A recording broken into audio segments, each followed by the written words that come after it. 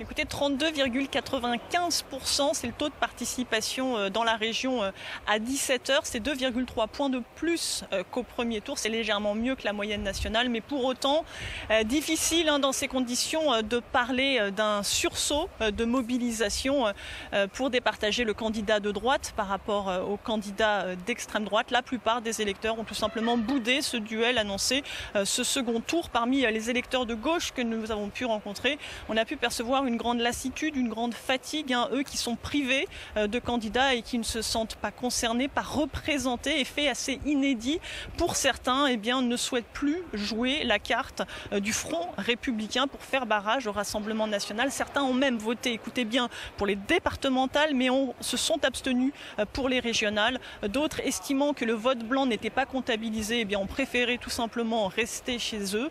Reste une inconnue: que fera l'électorat frontiste, celui-là même qui s'est très peu mobilisé au premier tour. Reste une certitude, le scénario s'annonce plus serré, plus complexe qu'en 2015, où il y avait eu 8 points de participation supplémentaires entre le second tour et le premier tour. Cela avait favorisé le candidat des Républicains, Christian Estrosi, au détriment de la frontiste Marion Maréchal Le Pen.